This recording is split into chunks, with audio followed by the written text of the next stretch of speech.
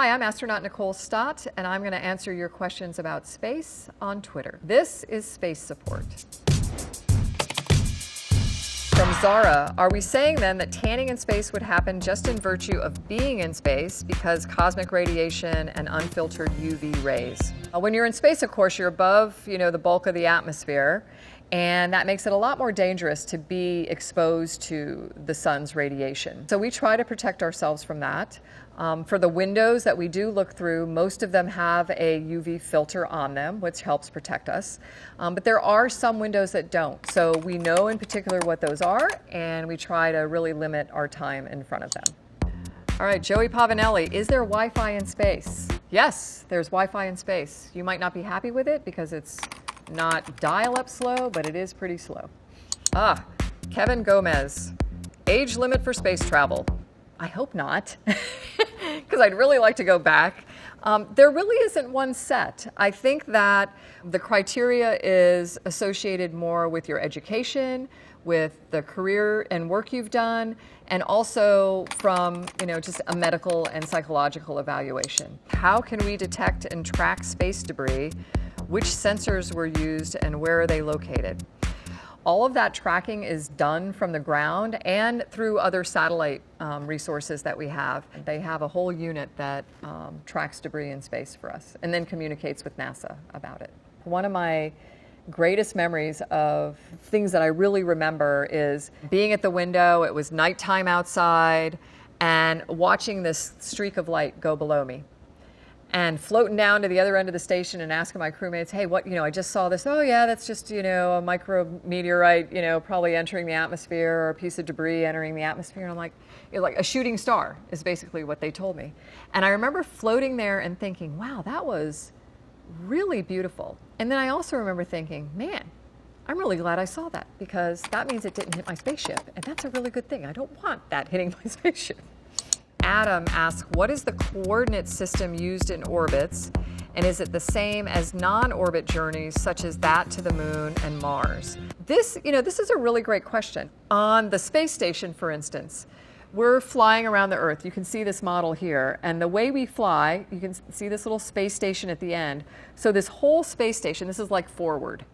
The whole space station is moving around the Earth with that point pointing forward the whole time. And we have a coordinate system associated with that to, let us know locations and how the station is moving. You can apply the same one that we use with the space station flying around the Earth to fly other like non-orbit journeys. It can work for you. There's also specialized coordinate systems, all different kinds of them. Sam Anderson, do you think eating a large, messy sandwich would be harder or easier in space? I don't know if that would be harder or easier, but it probably would be messier. Things tend to float around, so if you let go of your sandwich, it's probably going to come apart and the bread will float and the stuff inside will float around.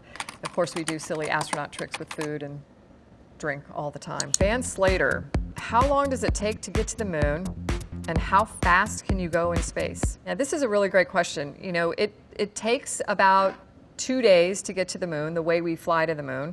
So we launch off the Earth, we get going really fast, and we circle the Earth, and we do this, what they call slingshot method, of then accelerating ourselves toward and then around the moon. That's all really cool orbital mechanics that goes on there. And it's really neat to me how we can use the gravity and spin of our own planet to accelerate a spaceship off into space. On the space shuttle, we traveled at 17,500 miles an hour.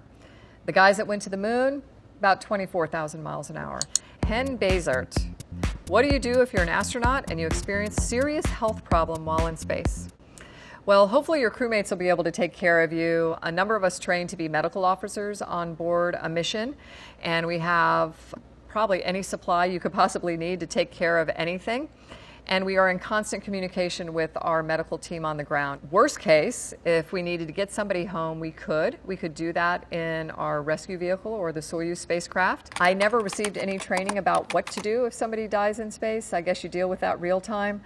But we can always get somebody home if we have to. All right, from Jesus, what happens to astronauts when they come back from space? Do they have any health problems or things they have to greatly readjust to? Well, the main thing that you greatly have to readjust to is gravity. Your body just, I think, forgets at first what being in this load of gravity is like, and so you feel really, really heavy. There are other things that go on with our bodies that we try to counteract while we're in space so that we're healthy when we get home, like your bones and muscles really starting to go away because you don't need them when you're working in space. So we exercise a couple hours a day up there to try to stay in shape so when we come home we're feeling good. And there are things that we really don't quite understand yet about the way radiation affects us, and also we're seeing things with people's eyes where vision is changing, and we think it's because of this pressure that you get on the back of your eye, but we're really trying to figure that out too. The question is, how can I be hired in NASA and what is it like? I strongly encourage you to apply for a job at NASA. Working at NASA was absolutely it's the best job I could think of. I started out at the Kennedy Space Center working on the shuttle program and helping getting the space shuttles ready to fly for crews. And in that one job, I got to move around Kennedy Space Center and work in the Launch Control Center, and then move and work in the orbiter processing facility, which was like this big hangar where the orbiter came back in and you got the vehicle ready to fly again. And so through that one job with NASA, I got to see all aspects of how we get spaceships ready to fly.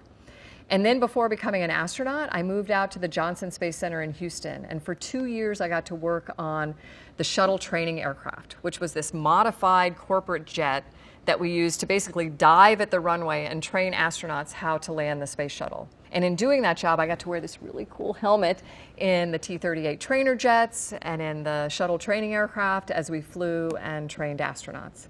And then applied to be an astronaut and was selected. And for 15 years, I worked in the astronaut office and had the opportunity to fly in space twice and spend over 3 months living and working on the space station. Everything about it is ultimately about improving life on Earth. And I think there's no better place to work than one where you're doing some kind of greater good work for not just yourself and your family, but for everybody that we share this planet with. So, highly recommend it. How often are additional supplies sent up to aid the ISS? Okay, pretty regularly, actually. And we do that with a number of different cargo ships that get sent to the station. I would say it's once every couple months that we're sending things. We've got 2 U.S. vehicles that we use to get supplies to the space station. One of them can actually bring things home, too. We have a Japanese cargo vehicle and a Russian cargo vehicle. So there's pretty regular resupply going on. The 5 space programs that are involved with the International Space Station are the U.S. through NASA, the Russian Space Agency, the Japanese Space Agency, Canadian, and European. It's really great because we have this international partnership. We share food, we share supplies, we distribute that across the station as necessary, and the Russians can fly things on the U.S. vehicles, and the same is true for all the other countries as well. This is from Danny Skarka, and he asks, what will power SLS once the old shuttle engines are used up? That is an excellent question. Sadly, the way SLS is being developed, those engines wouldn't be reused. So I think that right now they're looking at how do they build more of them. And the amount of time that we'll have between SLS missions, I think they'll have the time to build new engines to power SLS. And hopefully we'll have new kinds of propulsion coming along as well. Michael Marino, wondering if the astronauts on the International Space Station ever get bored. I hope not. I was never bored in space. There's the window to look out, see Earth below you, sharing stories with your crewmates, floating around, flying. And you can even bring things that you enjoy doing on Earth. So I had the chance to paint while I was in space. My crewmates played music in space. This is not a place where you get bored. When a ship blows up in space, where do the pieces go? Do they just float around in the abyss forever and ever? Well, some of them might, I suppose, depending on how fast they went away from the explosion. But ultimately, like if something blew up in low Earth orbit, it would orbit for some period of time, would eventually slow down and get dragged into the atmosphere and burn up. So this is my helmet that I wore when I flew in the T-38 trainer jets, which are the little NASA jets. It's an Air Force trainer jet, 2 seats. It's got a visor that is like a sun visor and also a clear visor. You always want to keep that down. A lot of times in the movies, you'll see the actors without their oxygen mask on. There's not a time, unless you're on the ground in a jet, that you don't wear your oxygen mask. NASA was really great. They would provide these helmets to you, and they kind of customized them to you. You could pretty much get anything you wanted on the back. I just did my name, which I thought was simple and nice, and I really like the color blue. Thanks for watching. I'm astronaut Nicole Stott, and I hope you learned a little something about space.